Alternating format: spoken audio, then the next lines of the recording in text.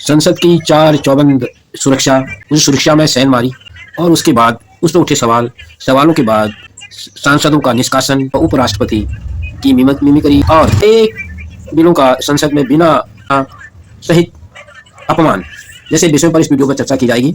देखेंगे Australia, Canada और Scotland की संसद की कार्रवाई। आप देख रहे हैं ये मेन दस्तावेज। अब भारत के नए पार्लियामेंट का सुरक्षा घेरा। चौकियां देखिए किस तरीके से सुरक्षा घेरा जो है यहाँ पर कितनी लेयर्स का रखा गया है। सुरक्षा कर्मियों के पास आधुनिक उपकरण भी हैं। इसके अलावा कई स्तर पर संसद आने वालों की चेकिंग की जाती है, तो कोई भी ऐसे प्रवेश नहीं कर सकता है, बार बार चेकिंग की जाती है। लेकिन इस बीच आपको बता दें, एक बड़ी खबर इसी पूरे मामले को लेकर सामने आ रही है। लापरवाही के चलते संसद के अंदर और बाहर दोनों ओर धुआं ही धुआं।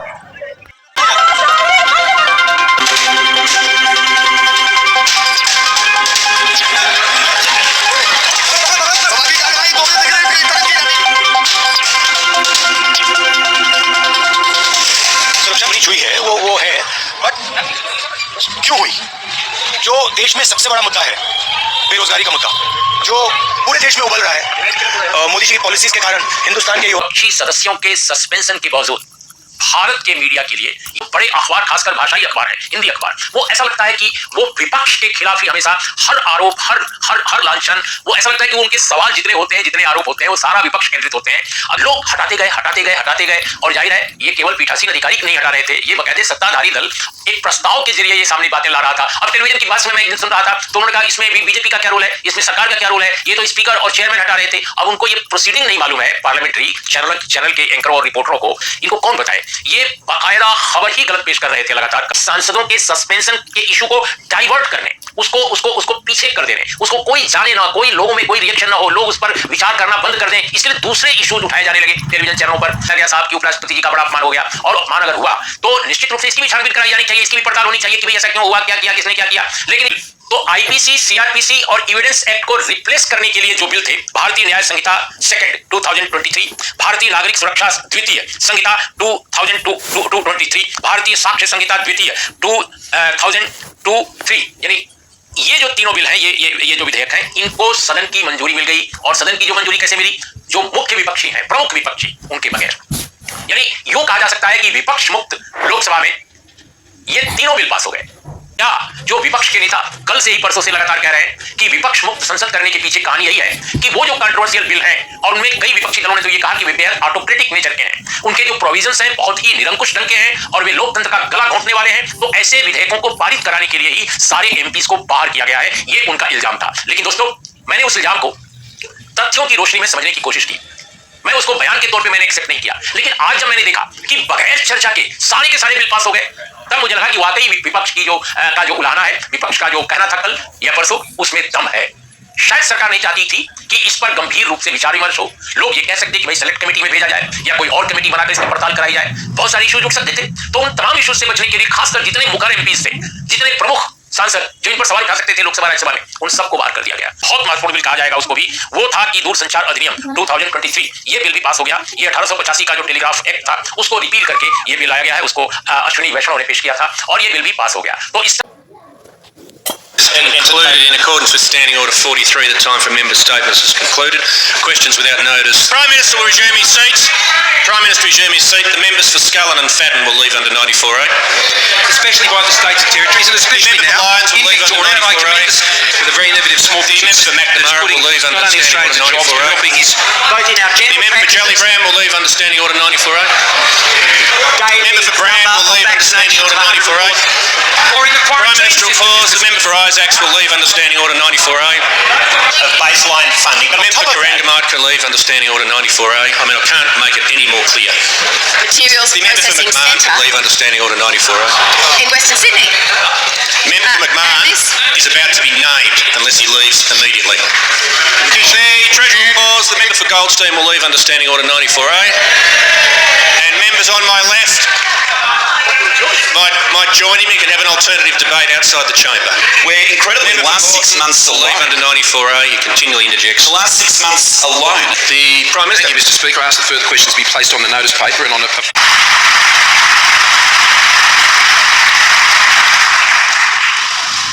So let us reaffirm today with our American cousins the spirit that 153 years ago Abraham Lincoln called the last best hope on earth.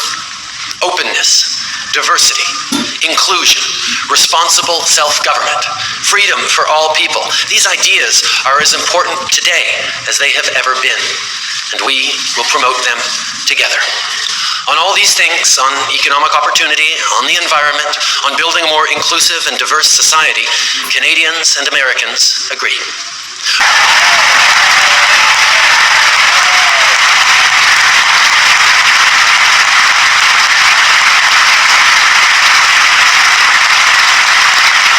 Thank you so much.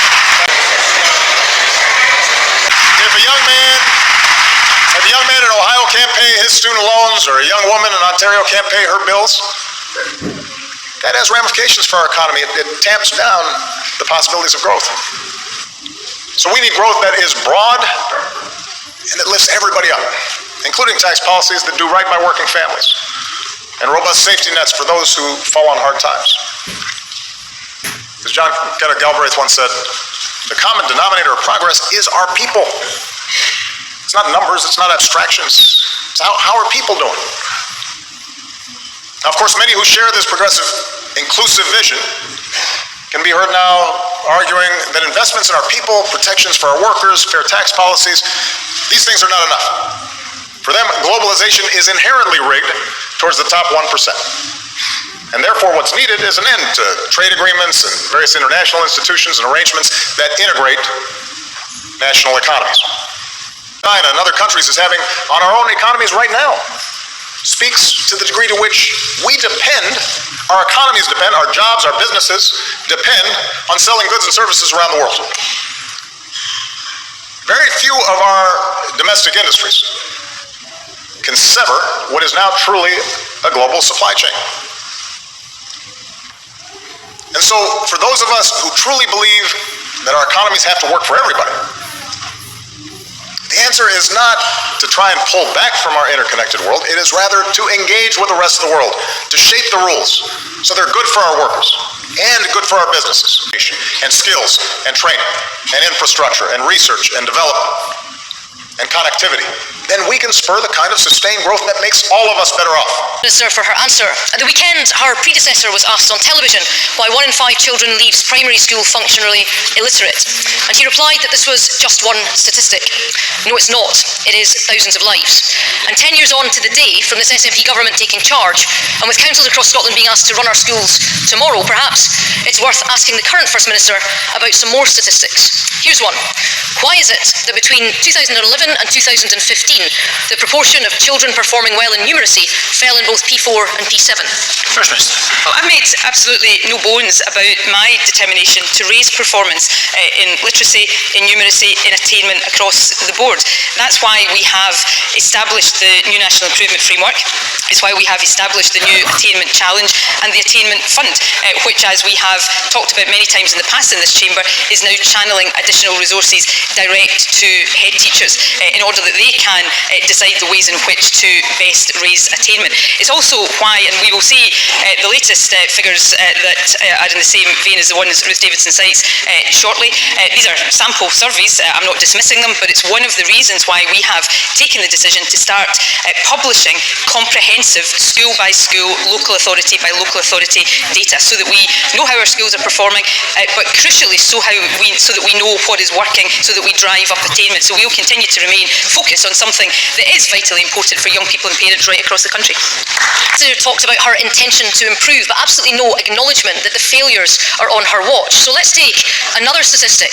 In science, the Sutton Trust this year has reported on the pronounced and sustained decline in able pupils' performance under the SNP. Indeed, over the last decade, since the SNP came to power, it says that this decline is equivalent to around an entire year of schooling. Now, I know that the First Minister is going to stand and answer to every question question and tell me that everything is about to be sorted soon. But can she tell me, why has this drop in standards happened on her watch? To Glasgow in 5. He is virtually unable to walk and is in constant pain. So can I ask the First Minister why, at the start of the financial year, when patients are in severe pain and their waiting time has been badly breached, why are Greater Glasgow and 5 rationing treatment and denying people the opportunity to have operations at another NHS hospital, the Golden Jubilee? And what action will the First Minister take to ensure that Mr Howie and many others like him get the treatment he needs and deserves, and we put patient care first? वास्तव में अपमान करने वाला स्वयं अपने आप को शक्तिमान या बलवान सिद्ध करने का प्रयास कर रहा है। अपमान करने वाला हकीकत में अपनी शक्ति से आश्वस्त नहीं है, उसे अपनी शक्ति पर भरोसा नहीं है। दूसरों को चुनौती देकर वो अपनी शक्ति पर विश्वास प्राप्त करने की कोशिश करता है। क्या ये सच नहीं कि जब हम किसी का अपमान करते हैं तो वास्तव में इतना ही प्रकट करते हैं कि हमें अपने बल पर भरोसा नहीं। हमें संसार एक अविरत संघर्ष प्रतीत होता है, कभी ना रुकने वाली एक जंग सी दिखाई देती है। हम अपने निकट आने वाले सभी को प्रतिद्वंदी मानते हैं, फिर वो पति या पत्नी ही क्यों ना हो। हमें निरंतर लगता है कि हमें अपनी शक्ति सिद्ध करनी होगी, अन्यथा हमारा शोषण होगा, हम किसी के गुलाम बन जाएंगे। किंतु क्या हमने कभी विचार किया है कि दूसरों को प्रतिद्वंदी अर्थात दुश्मन मानने के बदले कलीग मान लें, हमारी सहायता करने वाले सहयोगी मान लें, अर्थात दूसरे व्यक्ति को प्रेम करें तो उसका अपमान करना आवश्यक ही नहीं होगा, किंतु प्रेम करने के लिए आत्मविश्वास आवश्यक है। वो विनम्रता से कह सकता था कि हो सकता है मैं गरीब या कंगाल हूँ, तो क्या हुआ? क्या गरीब इंसान नहीं होते? तुमने अपनी सोच बड़ी छोटी कर रखी है, जरा अपनी सोच को बदलो। ठीक वैसे ही जैसे एक बुद्ध की कहानी में हुआ था, किसी ने भगवान बुद्ध को खूब गालियां दी, लेकिन वे चुप रहे।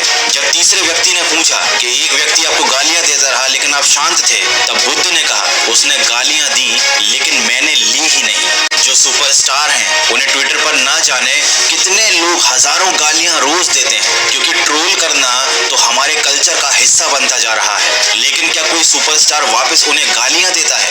बिल्कुल नहीं।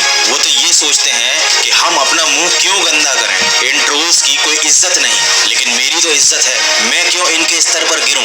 इन्हें जो बकना है बकने दो। तो बस इसी मतलब ये कि अपमान करने वाला शख्स चाहकर भी आपकी छवि खराब नहीं कर सकता।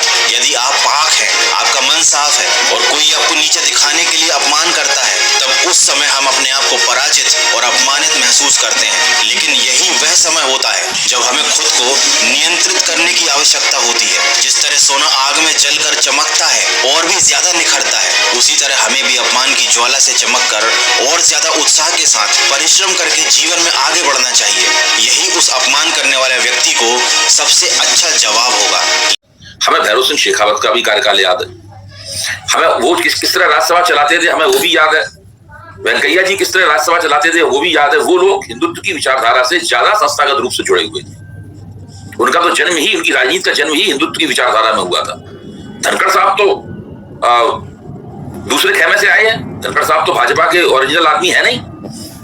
तो अब आप सोचिए कि धनखड़ साहब को चाहिए कि एक बार अपने गिरेबान में मुंह डाल के देखें, अपने आचरण की तुलना वेंकैया नायडू के आचरण से करें, भैरव सिंह शेखावत के आचरण से करें, तो उनके सामने स्पष्ट हो जाएगा कि गड़बड़ी दरअसल कहां पे है। और बार बार हम सब लोगों को याद दिलाना चाहिए कि वो भी भारतीय जनता पार्टी द्वारा बनाए गए उपराष्ट्रपति और राज्यसभा के सभापति थे। उन्होंने किस तरीके से काम किया, राज्यसभा में किस तरह उन्होंने सांसदों के जो अधिकार होते हैं उन अधिकारों के रक्षक बन के वो लोग उभरे। वो लोग राष्ट्रपति उपराष्ट्रपति बनने के बाद में रोजमर्रा की जो राजनीति होती है उस राजनीति से उन्होंने अपने आप को ऊपर रखा, जबकि धनखड़ साहब उस राजनीति के अंदर भाजपा के कार्यकर्ता की तरह प्रधानमंत्री के आदेशों पर स्पिन डॉक्टरी करवाने में अपना योगदान देते हुए नजर आते हैं। एक चीज लेकिन इससे रिलेटेड है, ये जो अपने को जाट कर रहे हैं, मेरा मानना यह है कि जो पूरी की पूरी रणनीति थी नरेंद्र मोदी की, और जिस रणनीति में राष्ट्रपति महोदय प्यादे की तरह शामिल थे, जाट वाली बात कह के इस रणनीति को थोड़ा सा इन लोगों ने डैमेज भी किया है। क्योंकि जो भाजपा के समर्थक हैं वो भी इसको जाट वाले पहलू से वो सहज नहीं हो पा रहे। उनका मानना है कि ये सब इनको नहीं बोलना चाहिए था। तो ये मामला बुरी तरीके से अब ये एक ऐसा मामला हो गया है कि इसमें एक अविश्वसनीयता आ गई है पूरे मामले में, और जो स्पिन वो देना चाहते हैं, अब नई बात उन्होंने ये कहनी शुरू की है कि तो क्योंकि विपक्षी सांसदों ने हमसे खुद कहा, प्रहलाद जोशी ने ये कहा कि आप हमको सस्पेंड कर दीजिए, तो ये सब जो बात आज कह रहे हैं, ये बात उन्हें सबसे पहले कहनी चाहिए थी भाई, कि ये लोग तो खुद ही सस्पेंड होने पे आमादा थे, चाहते थे उन्हें सस्पेंड कर दिया जाए, सस्पेंड करना उनकी रणनीति थी, तब तो उन्होंने बात कही नहीं। इसलिए जो पूरा ये बेइज्जती वाला मामला भी आ गया, जाट वाला मामला भी आ गया, अब कहा जा रहा है कि वो खुद ही कह रहे थे। तो ये जो पूरा इसमें सरकारी पक्ष जो है वो एक तरह की अविश्वसनीयता का शिकार हो गया। प्रतिशोध की अग्नि स्वयं को भी जलाती है, और ऐसा आप कदापि नहीं चाहेंगे। अगर आपको हमारी वीडियो पसंद आई हो तो इसे लाइक करें और ज्यादा से ज्यादा शेयर करें, ताकि बाकी लोगों तक भी ये जानकारी पहुंच सके।